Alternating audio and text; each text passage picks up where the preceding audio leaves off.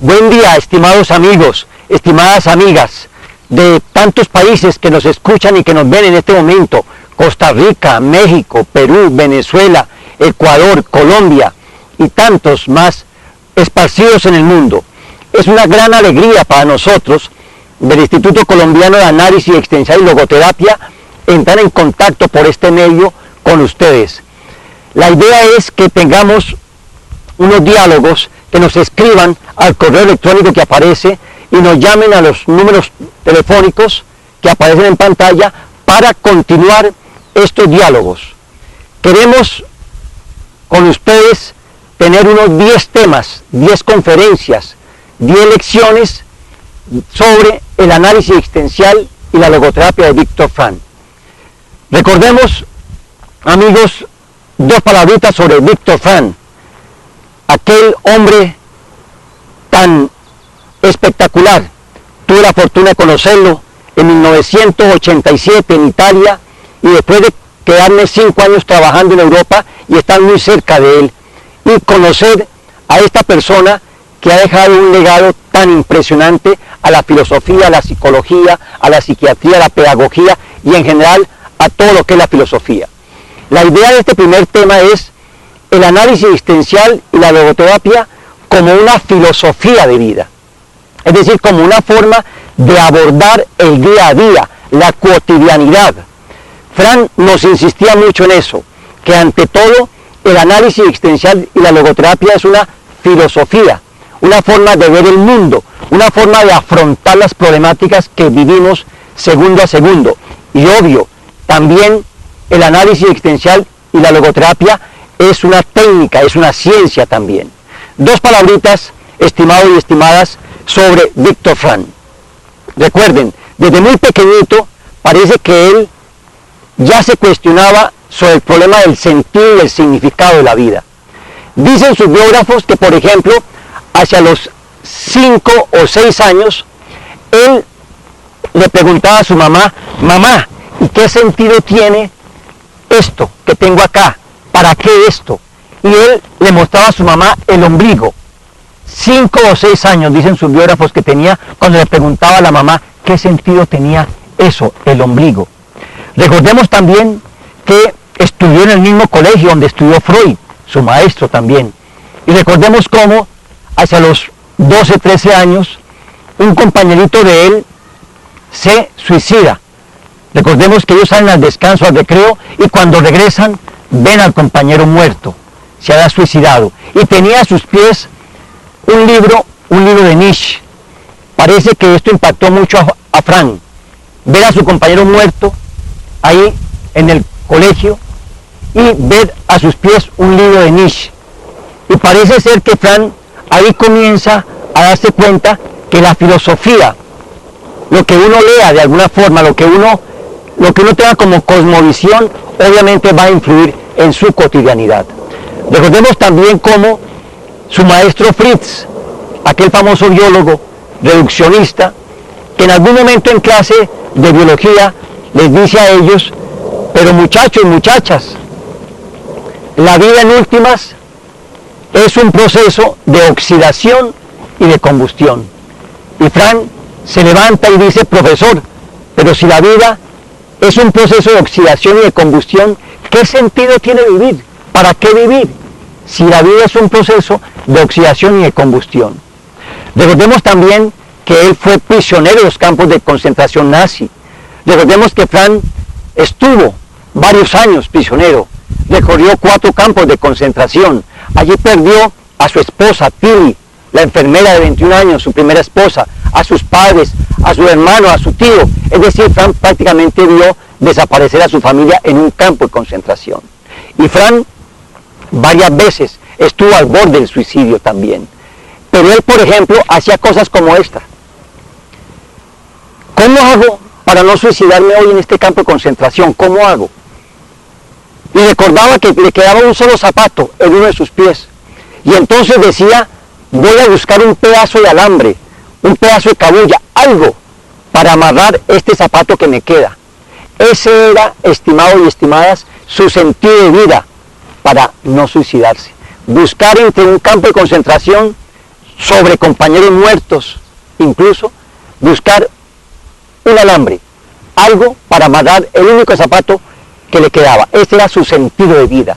Recordemos cómo él también se imaginaba que algún día iba a estar hablando en el auditorio de Viena ante 300 personas, 500 personas, y él se imaginaba hablándole a ellos allá en el auditorio de Viena, hablándoles de qué, de su experiencia en el campo de concentración.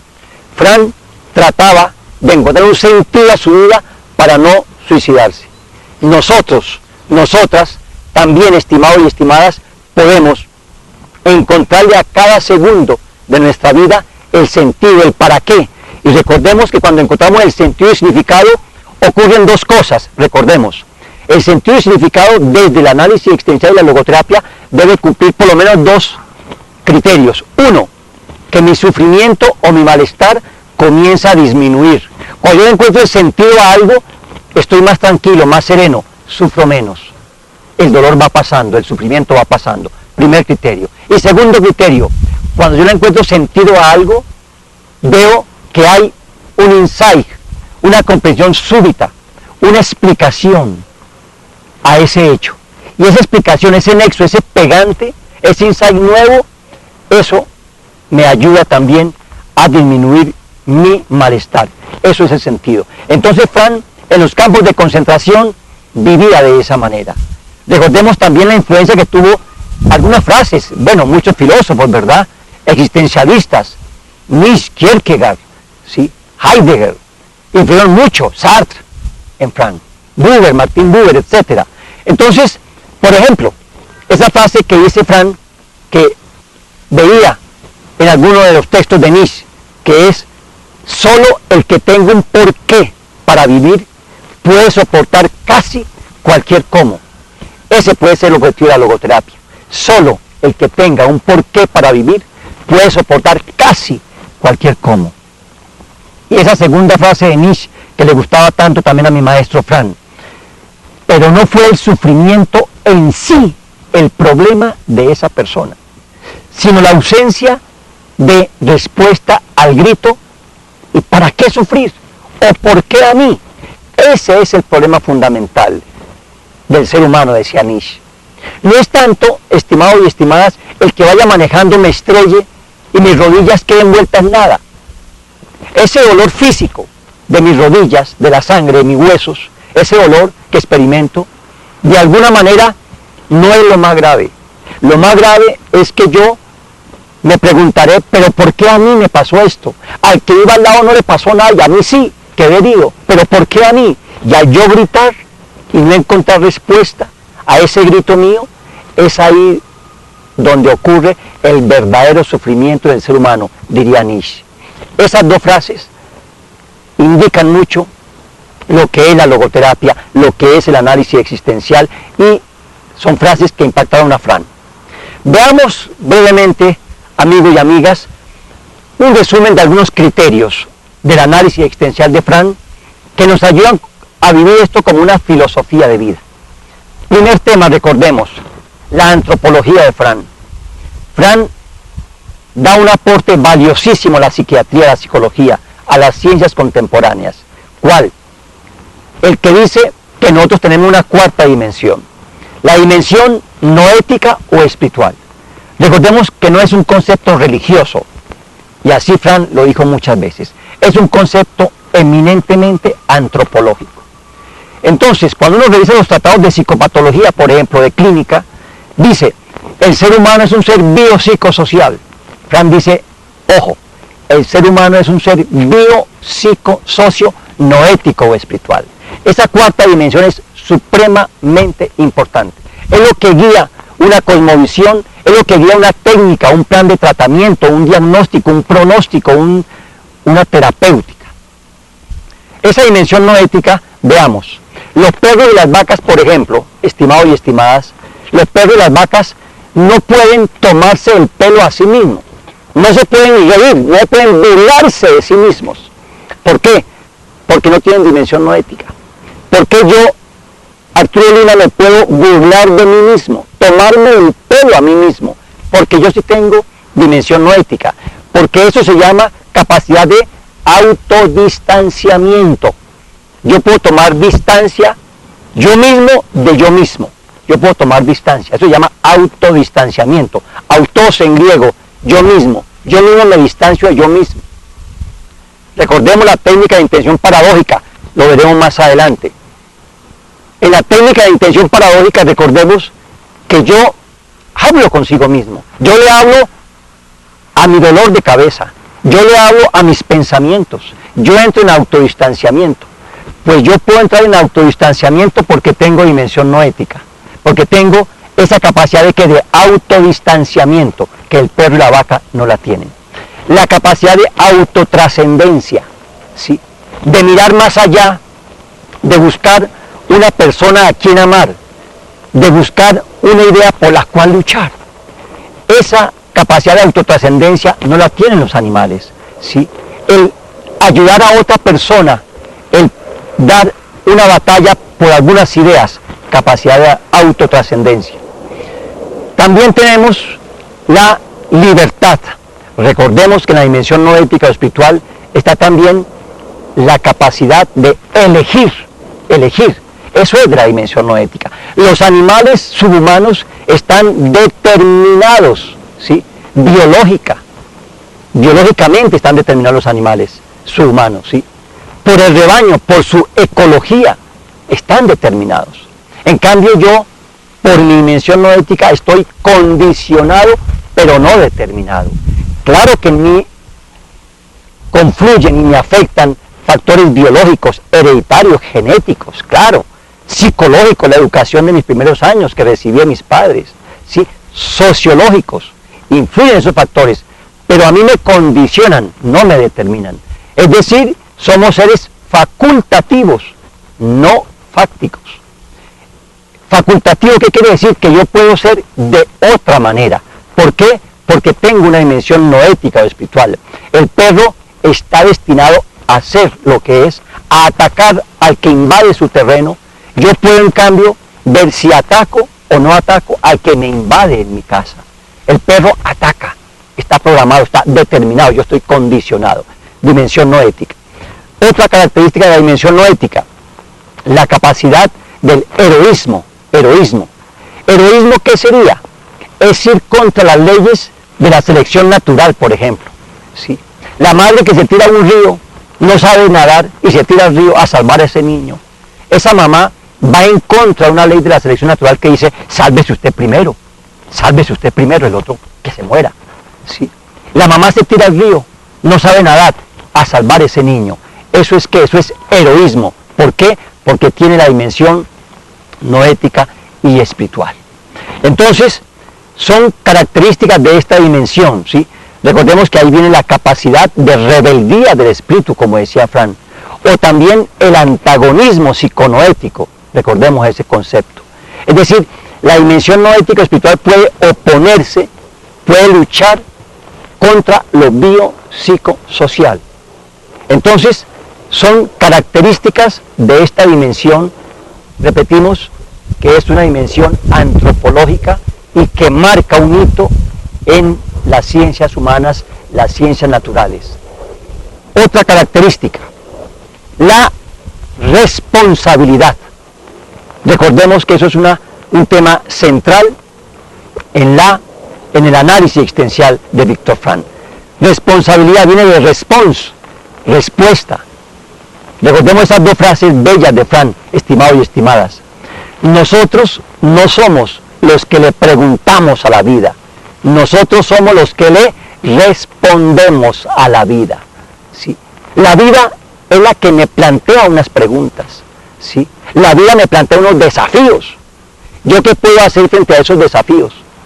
Quedarme, pero ¿por qué a mí? ¿Pero por qué a mí? ¿Pero por qué a mí? No, estimados, estimadas, no.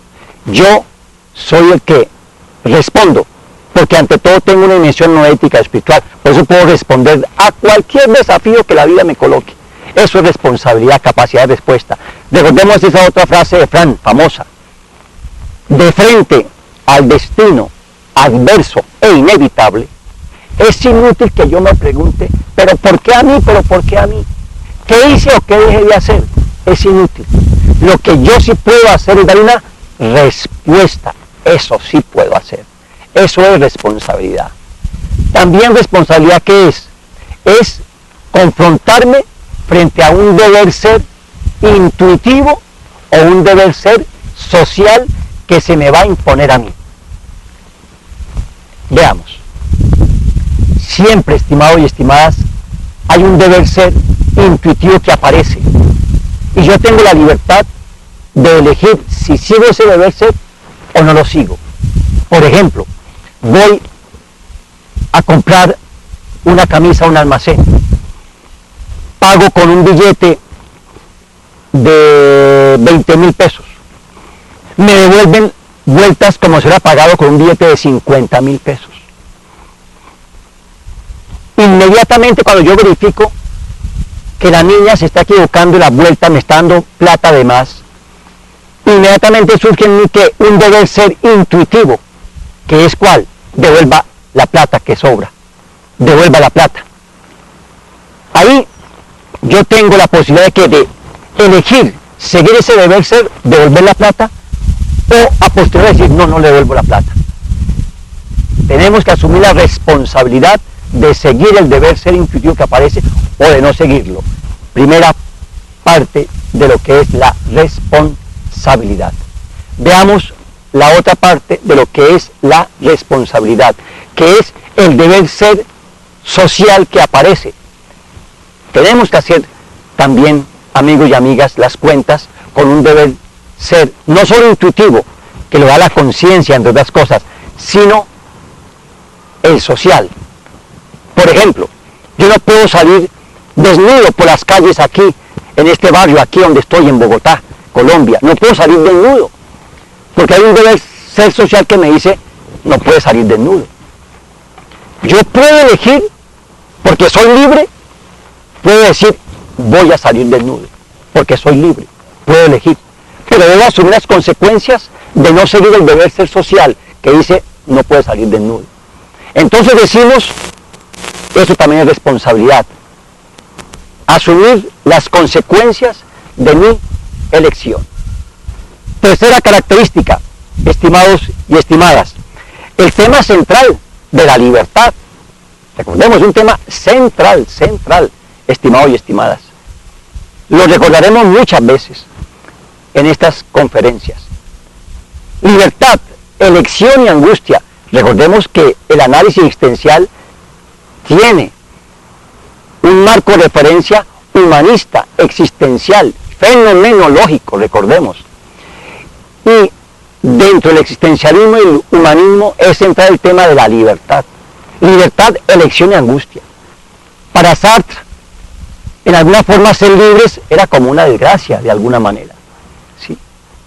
¿Por qué? Porque qué bueno que yo tuviera como un angelito que me dijera qué camino coger. Ir a la fija, a la segura. Y resulta que ese angelito no aparece, que ahí me toca elegir. En algún momento de mi vida yo tuve que elegir, o me quedo a vivir para siempre en Europa, o regreso a Colombia, a Sudamérica. Y fue una decisión difícil. Yo llevaba 5 años, tenía cerca a Fran, Europa es bellísimo, Italia fabuloso. Y yo elegí regresar a Sudamérica, ¿sí? Pero toda elección produce ¿qué? Angustia, dolor, es una pérdida. Entonces decimos, tenemos la capacidad de elegir. Y toda elección es un dolor, es una pérdida. Y ser personas, como decía Jaspers, es elegir a cada momento. Y cada vez que yo elijo, que opto por algo, soy más persona, me autoconstruyo, decía Jaspers. ¿Sí? Eso es clave en el análisis existencial de Viktor Frankl. Y por eso decimos, estamos condicionados pero no determinados. ¿Sí? Y decimos, en el Instituto Colombiano de Análisis Existencial y Logoterapia decimos algo muy así, casarecho, muy así, sencillo. Decimos, elija y duerma tranquilo. Sabiendo que cualquier elección que usted haga le va a doler, es una pérdida, es un sufrimiento, ¿sí? Pero puede elegir eso y dormir tranquilo, es decir, estar sereno, tranquilo, sin mirar atrás, como decían, dice la Biblia, de la mujer de Lot, que se quedó mirando hacia atrás y se convirtió en una estatua. Entonces, la libertad es un tema central.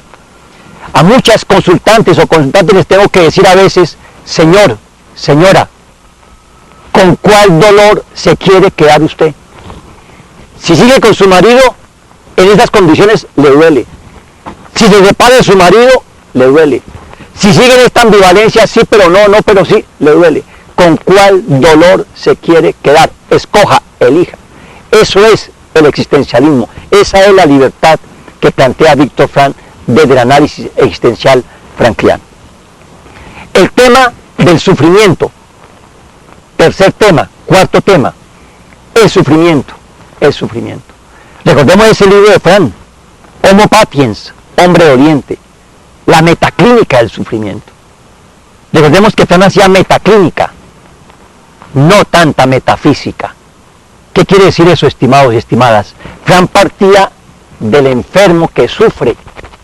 Él fue psiquiatra, neurólogo, médico, filósofo. Pero como médico y psiquiatra, partía del enfermo y sobre el enfermo, sobre el sufrimiento, hacía una reflexión. Eso es metaclínica, ¿sí? Un análisis, ¿sí? Una metaclínica del sufrimiento, ¿sí? Entonces, Frank hablaba, por ejemplo, de 4 tipos de sufrimiento, recordemos. Sufrimiento inevitable, sufrimiento innecesario, sufrimiento con sentido y sufrimiento sin sentido. Sufrimiento inevitable, estimados, estimadas. Tarde que temprano tenemos que afrontar el sufrimiento, nos guste o no nos guste, ¿sí?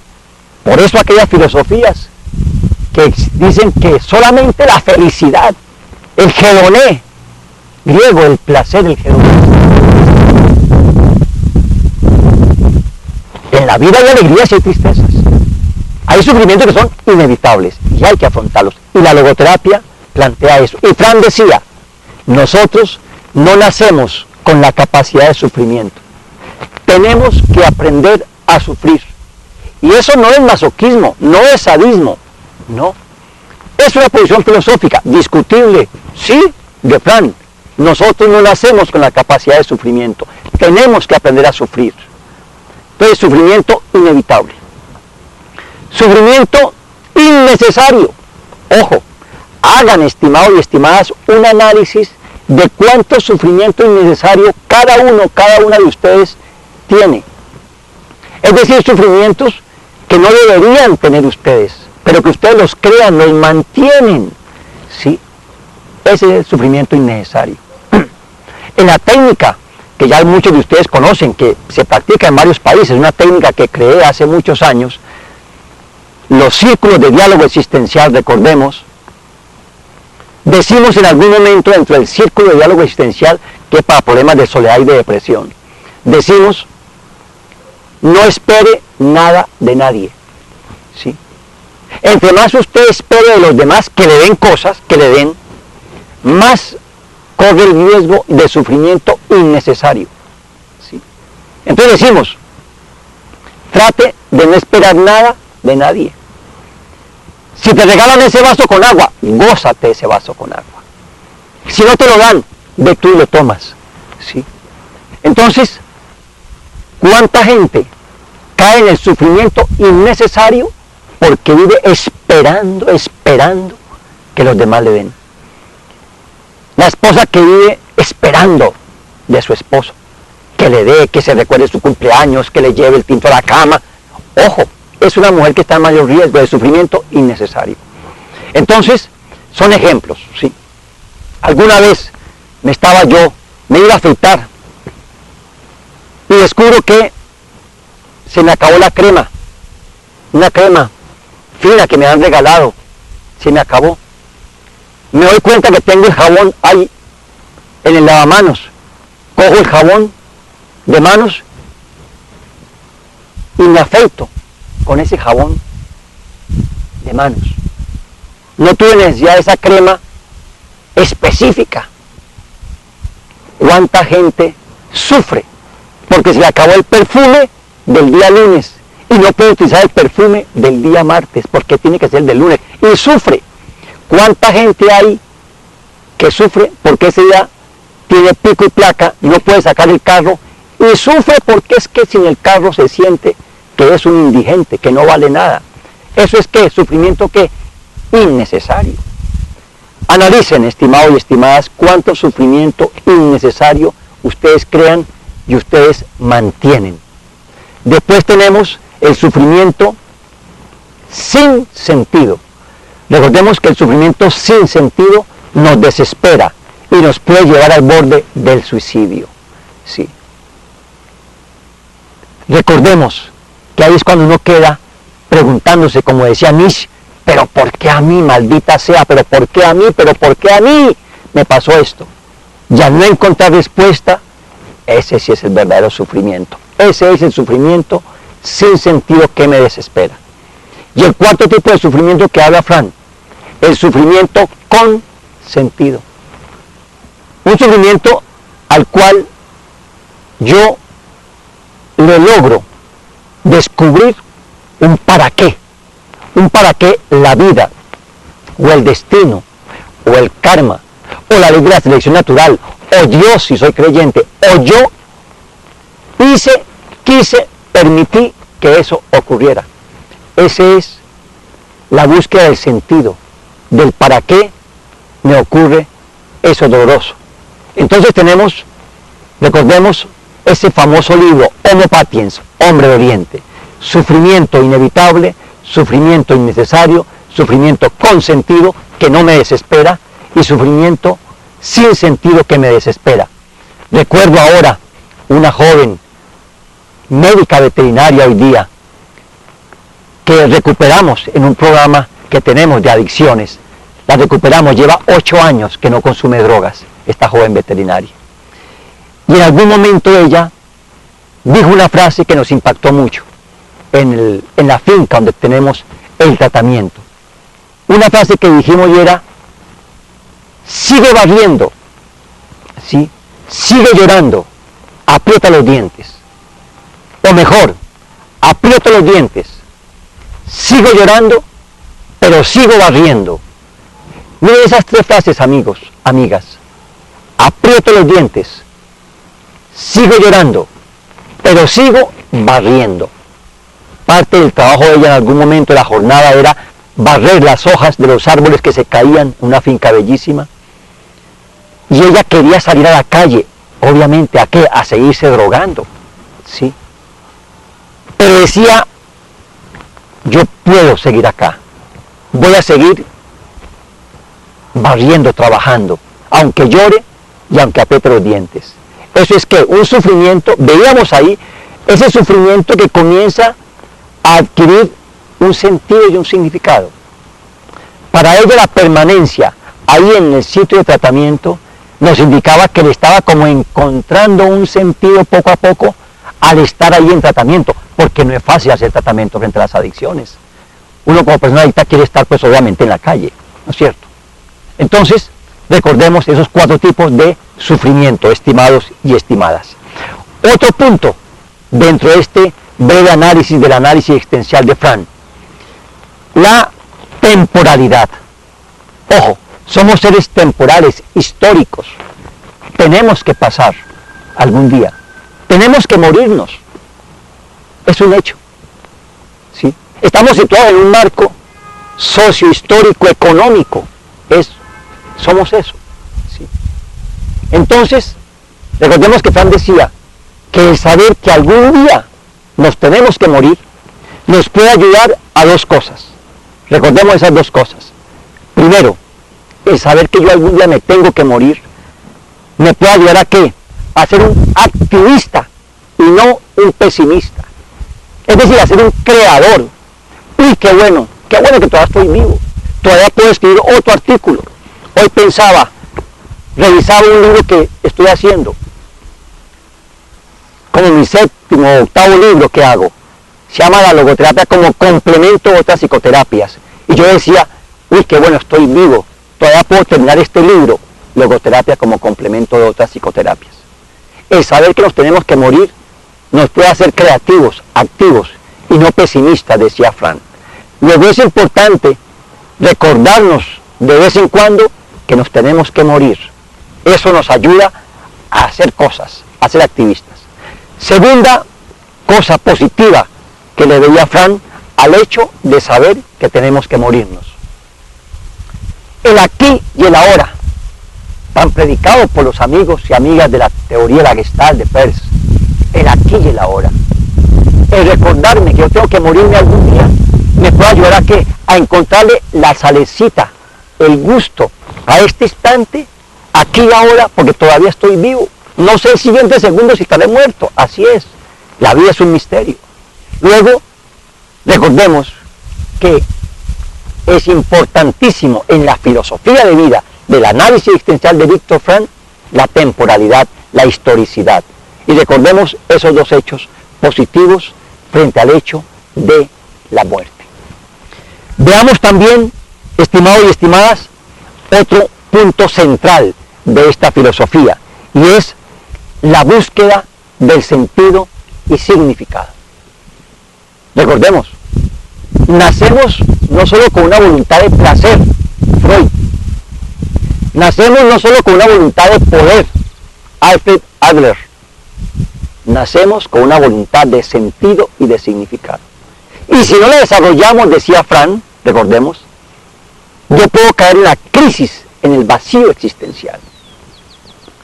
Entonces, recordemos que eso es central en el análisis existencial de Fran. Desarrollemos esa voluntad de sentido, no solo la de placer y la de poder, sino la de sentido ante todo. Recuerden las investigaciones de Elizabeth Lucas, la psicóloga famosa alemana, austriaca, doctorado en psicología experimental, Elizabeth Lucas, ¿sí? Famosísima alumna de Fran. Y ella, en muchas investigaciones, veía que la gente que tiene más sentidos y significados de vida aumenta su sistema inmunológico, ¿sí? Se enferma menos, biológica, psicológica y sociológicamente hablando, se enferma uno menos cuando tiene sentidos y significados de vida. Vive más años. Madres que les han dicho, mire, les queda 3, 4 meses de vida, porque el cáncer ya invadió. Y madres que dicen, pero ¿cómo? Tengo niños pequeños todavía. Y pasan 5, 6 y 7 años y siguen vivas. Van contra la biología. Eso existe, está documentado, estimados y estimadas. Entonces, la voluntad de sentido es un tema central desde el análisis existencial de Viktor Frankl. Bien, estimados y estimadas, entonces dejamos por hoy en este tema y vamos a esperar las inquietudes de ustedes a estos correos, en estos teléfonos, para que podamos seguir comunicándonos. Y recuerden, queremos fundar escuelas en muchos países, en muchas ciudades, escuelas, por ejemplo, para afrontar la soledad, la depresión y las adicciones. Estamos en ese desafío y lo estamos haciendo. Bien, estimados amigos, estimadas amigas, seguiremos en contacto. Recuerden que son 10 temas y vamos a estar en contacto con ustedes.